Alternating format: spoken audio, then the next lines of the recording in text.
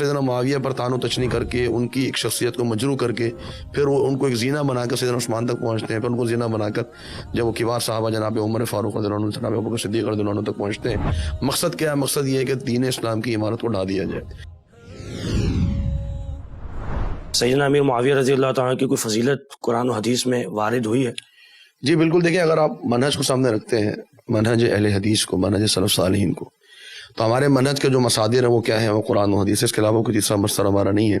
قرآن و حدیث کو سمجھنا ہے، ہم نے کس طریقے سے سمجھنا ہے؟ علی فہم السلف الصالح، جس طریقے سے صحابہ نے سمجھا ہے۔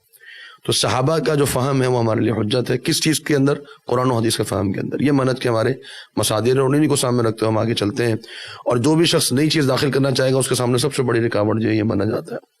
سیدنا معاویہ رضی اللہ عنہ کے تعلق سے آپ نے بات کی، جو لوگ سیدنا معاویہ کے اوپر طعن و تشنیع کرتے ہیں، بنیادی وجہ یہی ہے کہ وہ ایک تاریخی روایت کے اوپر اعتماد کرتے ہیں، جن تاریخی روایت کا کوئی صحیح سند موجود نہیں ہے، اور پھر وہ سیدنا معاویہ پر طعن و تشنیع کر کے ان کی ایک شخصیت کو مجروح کر کے پھر وہ ان کو ایک زینہ بنا کر سیدنا عثمان تک پہنچتے ہیں، پھر ان کو زینہ بنا کر جب وہ کبار صحابہ جناب عمر فاروق رضی اللہ عنہ، جناب ابوبکر صدیق رضی اللہ عنہ تک پہنچتے ہیں، مقصد کیا ہے؟ مقصد یہ ہے کہ دین اسلام کی عمارت کو ڈھا دیا جائے۔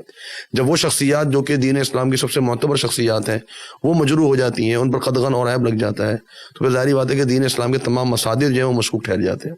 پھر آپ کسی بھی دین کی کسی بھی تعلیم کے اوپر بالیقین عمل نہیں کر سکتے، آپ قرآن پر عمل نہیں کر پائیں گے، آپ حدیث پر عمل نہیں کر پائیں گے، اور یہی دشمنان اسلام کی اصل جو ہے وہ مقاصد ہے۔ تو ہم جناب معاویہ کی فضیلت کو کیوں بیان کرتے ہیں؟ اس کی وجہ یہ ہے کہ یہ وہ دروازہ ہے کہ جہاں سے یہ لوگ داخل ہوتے ہیں، اور اس لیے بھی کیونکہ جناب معاویہ کی فضیلت ہمارے منہج کے مطابق جو منہج حدیث ہے، قرآن و سنت کے مصادر و مراجع میں ثابت ہے۔ سیدنا معاویہ ایک صحابی تھے، صحابی کے متعلق جتنے بھی فضائل ہیں جو کہ شیخ صاحب نے بھی بیان کیے وہ ہمارے لیے وہ فضائل موجود ہیں۔ السابقون الاولون من المہاجرین والانصار والذین اتبعوهم بإحسان رضی اللہ عنہم ورضوا عنہ، جو پیروی کرنے والے ہیں جن کا شمار صحابہ میں بھی نہیں ہوتا، صرف صحابہ کی پیروی کی وجہ سے رضی اللہ عنہ ورضوا عنہ کا اگر ان کو لقب ملتا ہے تو جو صحابہ میں شمار ہوتے ہیں تو بالاولی اس لقب کے حامل ہیں۔ وکلا وعد اللہ الحسنى کا ایک وعدہ ہے اللہ تعالیٰ کا تمام لوگوں کے ساتھ، الحسنى کا مطلب ہے جنت۔ تو صحابہ کے لیے جو عمومی فضائل ہیں وہ سب کے سب ثابت ہے جناب معاویہ رضی اللہ عنہ کے لیے۔ اس کے علاوہ جناب معاویہ کے لیے الگ سے فضائل موجود ہیں۔ نبی صلی اللہ علیہ وسلم کی حدیث ہے کہ اللہم اجعلہ ہادیا مہدیا، صحیح حدیث ہے کہ اللہ تو معاویہ کو جو ہے رضی اللہ عنہ ان کو ہادی بنا دے، یعنی رہنما بنا دے، مہدیا ان کے ذریعے سے ہدایت لوگ حاصل کر رہے ہوں۔ تو اتنی بڑی دعا جو جناب معاویہ کے لیے کی، اور پھر اس کے بعد بڑے بڑے کبار صحابہ نے جناب معاویہ کے اوپر بڑا اعتماد کیا۔ اسی طرح جناب معاویہ کی ایک جو فضیلت ہے وہ یہ کہ وہ کاتب وحی تھے، بہت کم لوگ تھے جن کو لکھنا آتا تھا، ان میں جناب معاویہ کا شمار تھا، اور وہ قرآن مجید کو لکھا کرتے تھے۔ 17 کاتب وحی ہیں، ان میں سے ایک کاتب وحی جو ہے جناب معاویہ ہے۔ اور جناب معاویہ کے بارے میں آتا ہے کہ خود وہ فرماتے ہیں کہ میں نے سورۃ المائدہ کو لکھا ہے۔ سورۃ المائدہ جو ہے وہ قرآن مجید کی آخری سورتوں میں نازل ہونے والی کتاب سورت ہے، تو اس کو ایک بڑی تعداد میں آیات جو اس کے لکھنے والے جو صحابی ہیں وہ جناب معاویہ ہیں، کاتب وحی میں ان کا شمار ہوتا ہے۔ پھر جناب عمر فاروق رضی اللہ عنہ ان پر بڑا اعتماد کیا اور ان کو شام کے علاقے میں بھیجا۔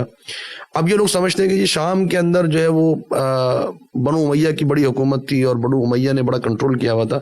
آپ ذرا ذہن میں لے کر آئیں کہ بنو امیہ سے شام کے لوگوں کا تعلق کیا تھا، جناب معاویہ کا کیا تعلق تھا شام کے لوگوں سے، کہ شام کے لوگ جو ہیں وہ جناب معاویہ پر مر مٹنے کے لیے تیار تھے۔ کیوں؟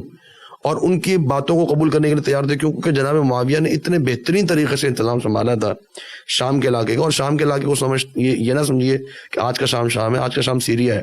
شام جو اس دور میں تھا اس کے اندر فلسطین بھی شامل تھا، اس میں لبنان بھی شامل تھا، اس میں اردن بھی پورا شامل تھا، اس میں مصر کے کچھ علاقے بھی شامل تھے۔ یوں سمجھ لیجیے کہ خلافت کا سب سے بڑا صوبہ جو ہے وہ شام کا علاقہ تھا، اور اس کی سرحدیں جو ہے وہ ترکی تک ملتی تھی۔ اس پورے صوبے کو اتنے بہترین انتظام کے ساتھ چلایا کہ لوگ اتنی محبت کرتے تھے جناب معاویہ سے کہ مر مٹنے کے لیے تیار تھے ان کے پیچھے، اور ان کی آراء کو قبول کرتے تھے۔ اس کا مطلب یہ ہے کہ وہ شخصیت کتنی خوبصورت شخصیت ہوگی، اور ان کے اندر کتنے اعلیٰ اخلاق پائے جاتے ہوں گے کہ ان کی جو عوام ہے، ان کی جو رعایا ہے، وہ ان کے اوپر جان نچھاور کرنے کے لیے تیار ہوتی ہے۔ تو یہ سارے وہ فضائل ہیں جو ہمیں قرآن و حدیث کے اندر بھی ملتے ہیں اور تاریخی روایت کے اندر بھی جو ہے وہ ملتے ہیں، اور اس پر ہمارا عقیدہ ہے اور یہی ہمارا منہج ہے۔